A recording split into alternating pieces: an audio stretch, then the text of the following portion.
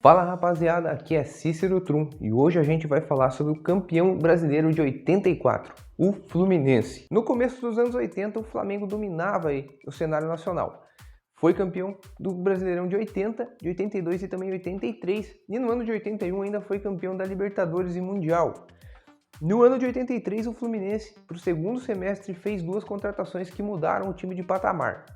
Foram Washington e Assis, que jogavam no Atlético Paranaense e conduziram o time até as semifinais do Brasileirão daquele ano. A dupla já tinha grande entrosamento, ganharam o Campeonato Paranaense juntos e eram chamados no Paraná de Casal 20, em alusão ao seriado de TV que era febre na época e retratava a vida de um casal perfeito. No Campeonato Carioca de 83, o Flu já mostrou que viria forte para o ano seguinte, faturando o título e superando o rival Flamengo.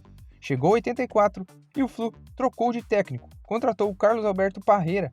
Para dar mais qualidade ao meio de campo, conseguiu contratar a maior estrela do futebol paraguaio, Romerito, que estava jogando no futebol dos Estados Unidos. O Brasileirão de 84 contava com 40 times, divididos em 8 grupos com 5 clubes. No grupo do Fluminense, o adversário mais forte era o Santos, e não conseguiu vencer o Peixe, mas ficou na segunda colocação do grupo e automaticamente se classificou para a próxima fase. Na segunda fase, os adversários foram Bahia, Goiás e São Paulo, e o Flusão dominou o grupo com boas vitórias, e foi líder passando para a terceira fase, onde enfrentou o Santo André, Portuguesa e também o Operário.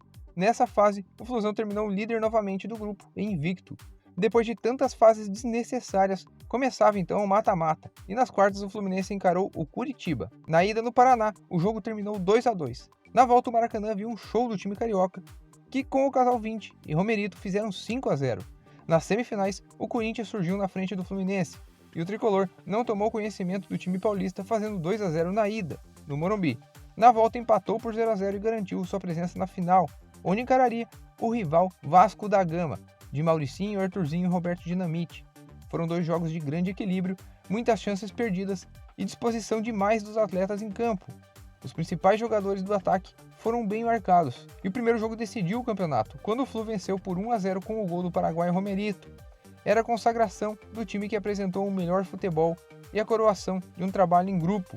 O ano poderia ficar ainda melhor caso vencesse o Carioca no segundo semestre, e foi o que aconteceu. O tricolor chegou ao quadrangular final, onde enfrentaria Flamengo e Vasco. Venceu o time cruzmaltino por 2-0 e o Flamengo venceu o Vasco por 1-0. Então o Fla-Flu decidiria o campeão.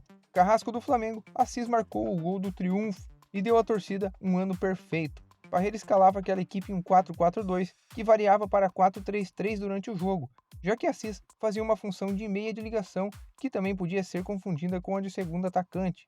Tinha uma defesa implacável e entrosada, atrás de muita qualidade, tanto defensiva como ofensivamente. Um meio de campo muito marcador, tendo um cabeça de área e dois meias centrais. Um que auxiliava mais na marcação e outro que aparecia como elemento surpresa no ataque, que era Romerito. Como era o estilo de Parreira, era uma equipe que se fechava muito bem e trabalhava a bola no meio de campo, mantendo a posse de bola o maior tempo possível, e quando achasse espaços, fazia a bola chegar até os homens de frente, que tinham talento para finalizar ou encontrar um companheiro melhor posicionado. Romerito fazia esse primeiro passe no meio de campo, e assim que tocava, já se posicionava mais à frente para ser mais um integrante no ataque. Assis era o homem do último ato, ou deixava seu parceiro Washington na cara do gol, ou abria alguma brecha na defesa para finalizar.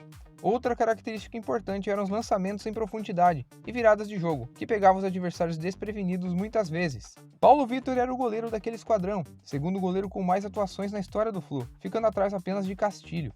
Teve um ano brilhante em 84, dava muita segurança ao time, não é à toa que era chamado seguidamente para a seleção brasileira, e foi o arqueiro reserva na Copa de 86. Não era um goleiro alto, mas tinha muita impulsão. A lateral direita possuía duas ótimas opções. Quem mais jogou foi Aldo, um lateral bem ofensivo, de muita qualidade técnica e veloz. Getúlio também foi bem quando esteve em campo. Lateral identificado com o São Paulo, onde foi campeão brasileiro, já estava mais veterano e trouxe experiência ao grupo. Duílio era o zagueiro que ficava mais pelo lado direito, e era uma verdadeira muralha nessa defesa. Guerreiro se posicionava muito bem, era muito vigoroso e brigava por todas as bolas. Foi ídolo do clube, mas não tão ídolo quanto seu colega Ricardo Gomes. Cria da base do Flu, tinha 19 anos e era um zagueiro de muita qualidade técnica, muita disposição em campo e um ótimo passe. Fez história pelo Fluminense e depois brilhou na Europa jogando por PSG e Benfica. foi bem demais também na seleção brasileira e provavelmente é o maior zagueiro da história do Fluminense. Na lateral esquerda, o campeão mundial branco, garoto de 20 anos na época, tinha vindo do Guarani de Bagé, jogador completo, que tinha grande poder de marcação, muita disposição e apoios perigosos. Todos sabemos a potência dos chutes de Branco, com sua perna esquerda. Marcou seu nome na história do Flu, com as grandes atuações, e em seguida foi para a Europa brilhar. O cabeça de aro daquele time era Jandir, um atleta muito combativo. Era um grande e incansável marcador. Jogou tanta bola naquele ano que até ganhou chances na seleção brasileira. Delay fazia uma espécie de segundo volante do time, auxiliando na marcação, no meio de campo, mas aparecendo à frente também, ajudando na criação. Deu muitas assistências na temporada em questão, foi um dos maiores meias da história do Fluminense e era mais uma cria da base do time. Leomir não era titular, mas foi um personagem de grande importância, sendo polivalente e jogando como meia e volante, substituindo os titulares à altura. Romerito também fazia uma espécie de meia central com Delay, mas aparecia mais à frente para finalizar, até porque era um jogador com muitos recursos. Chegou já como estrela no Flu, era o maior nome do futebol paraguaio na época, mesmo sendo novo, tinha 23 anos. Um jogador de extrema habilidade, visão de jogo e que marcava gols importantes, o principal deles, o gol do título na final contra o Vasco. Figura carismática, tornou-se rapidamente ídolo do tricolor e virou um torcedor do clube.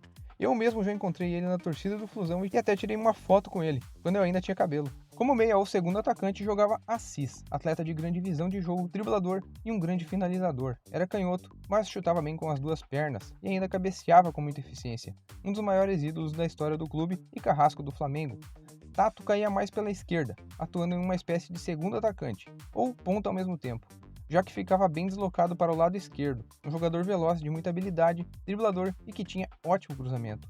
Por fim, o centroavante Washington, um matador nato, jogador de muita força física e grande posicionamento.